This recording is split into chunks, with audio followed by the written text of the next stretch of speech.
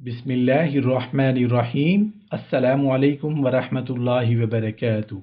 ملک الموت حضرت فاطمہ رضی اللہ عنہا کی روح کیوں قبض نہ کر سکے؟ شہزادی رسول اللہ صلی اللہ علیہ وآلہ وسلم سیدہ فاطمہ الزہرا رضی اللہ عنہ کی روح قبض کرنے کے لیے جب اللہ تبارک و تعالی نے ملک الموت کو حکم فرمایا تو ملک الموت گردن جھکا کر خاموش ہو گیا اور اس پر ہرگز نہ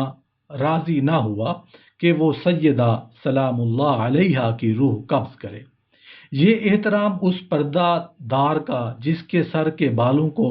نہ سورج نے کبھی دیکھا، نہ کبھی چاند نے دیکھا، نہ کبھی ستاروں نے دیکھا اور نہ کبھی ملائکہ کی نگاہ پڑی۔ روایت ہے کہ جب سیدہ فاطمہ الزہرا رضی اللہ عنہا کی روح قبض کرنے کے لیے اللہ تعالی نے اسرائیل علیہ السلام کو حکم دیا تو وہ اس کام پر جانے کے لیے راضی نہ ہوئے، تو پھر خود اللہ تبارک و تعالی نے اپنے دست قدرت سے اپنے محبوب کی لاڈلی بیٹی کی روح کو قبض فرمایا۔ حضرت سلمہ ام رافع رضی اللہ عنہ سے روایت ہے کہ خاتون جنت نے مجھ سے کہا، امی جان مجھ کو غسل کرا دیجئے،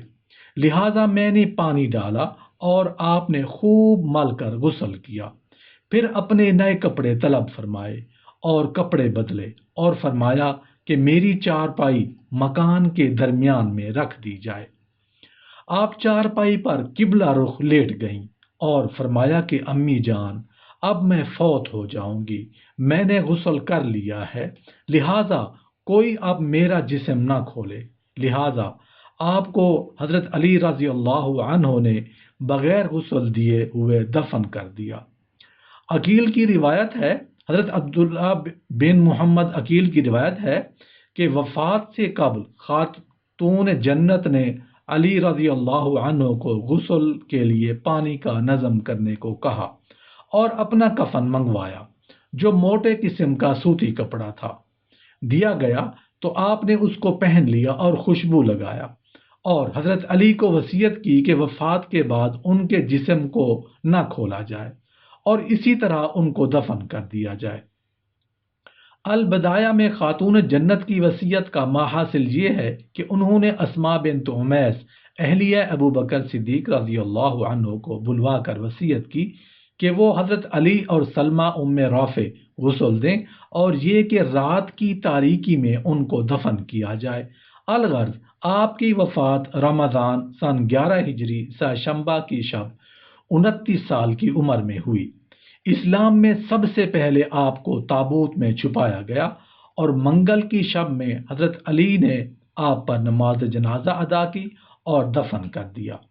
ام المومنین حضرت عائشہ صدیقہ رضی اللہ عنہا سے روایت ہے کہ میں نے نبی کریم صلی اللہ علیہ وآلہ وسلم کی صاحبزادی سیدہ فاطمہ رضی اللہ عنہا سے بڑھ کر کسی کو عادات و اطوار اور نشست و برخاست میں رسول کریم صلی اللہ علیہ وآلہ وسلم سے مشابہت رکھنے والا نہیں دیکھا۔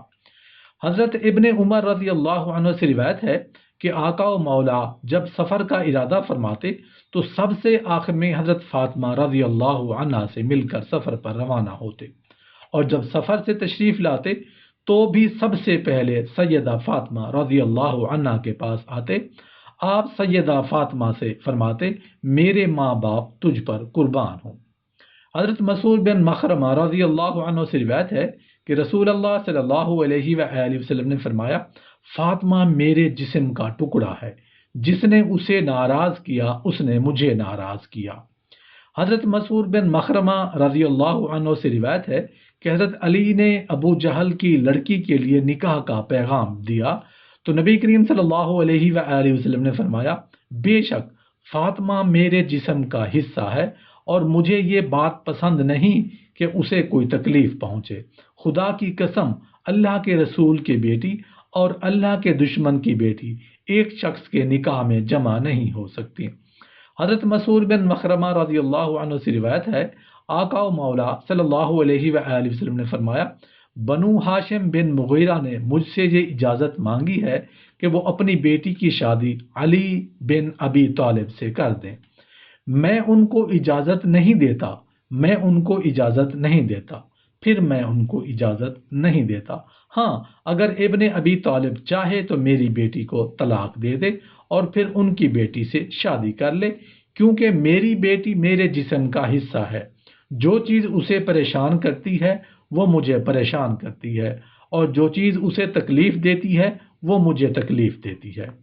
حضرت عبداللہ بن زبیر رضی اللہ عنہ سے روایت ہے کہ رسول کریم صلی اللہ علیہ وآلہ وسلم نے فرمایا،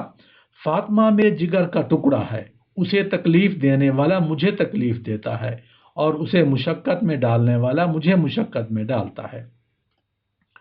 حضرت علی سے روایت ہے کہ آقا و مولا صلی اللہ علیہ وآلہ وسلم نے سیدہ فاطمہ رضی اللہ عنہا سے فرمایا، بے شک اللہ تعالیٰ تیری ناراضگی پر ناراض اور تیری رضا پر راضی ہوتا ہے۔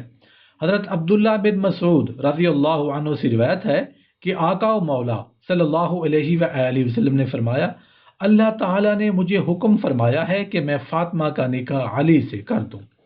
حضرت انس رضی اللہ عنہ سے روایت ہے کہ نبی کریم صلی اللہ علیہ وآلہ وسلم نے سیدہ فاطمہ رضی اللہ عنہا کے لیے ان کی شادی کے موقع پر خاص دعا فرمائی، اے اللہ، میں اپنی اس بیٹی کو، اس کی اولاد کو شیطان مردود سے تیری پناہ میں دیتا ہوں۔ حضرت بریدہ رضی اللہ عنہ سے روایت ہے کہ سیدہ فاطمہ اور سیدنا علی کی شادی رات حضور اکرم صلی اللہ علیہ وآلہ وسلم نے ان پر پانی چھڑکا اور فرمایا، اے اللہ، ان دونوں کے حق میں برکت دے اور ان دونوں پر برکت نازل فرما اور ان دونوں کے لیے ان کی اولاد میں برکت فرما۔ حضرت عمر رضی اللہ عنہ سے روایت ہے کہ رسول کریم صلی اللہ علیہ وآلہ وسلم نے فرمایا، قیامت کے دن میرے حسب و نسب کے سوا ہر سلسلہ نسب منقطع ہو جائے گا۔ ہر بیٹے کی نسبت باپ کی طرف ہوتی ہے سوائے اولاد فاطمہ کے، کہ ان کا باپ بھی میں ہوں اور ان کا نسب بھی میں ہی ہوں۔ حضرت اسامہ بن زید رضی اللہ عنہ سے روایت کرتے ہیں کہ رسول کریم صلی اللہ علیہ وآلہ وسلم نے حضرت علی، فاطمہ، حسن حسین کے متعلق فرمایا، میں ان سے لڑنے والا ہوں جو ان سے لڑے، اور ان سے صلح کرنے والا ہوں جو ان سے صلح کریں۔ حضرت علی رضی اللہ عنہ سے روایت ہے کہ ایک ہی مرتبہ نبی کریم صلی اللہ علیہ وآلہ وسلم نے دریافت فرمایا، عورت کے لیے کون سی بات سب سے بہتر ہے؟ اس پر صحابہ کرام خاموش رہے۔ میں نے گھر آ کر یہی سوال سیدہ فاطمہ رضی اللہ عنہا سے کیا تو انہوں نے جواب دیا، عورت کے لیے سب سے بہتر یہ ہے کہ اسے غیر مرد نہ دیکھے۔ میں نے جواب کا ذکر حضور صلی اللہ علیہ وسلم سے فرمایا تو آپ نے فرمایا، فاطمہ میرے جسم کا ٹکڑا ہے۔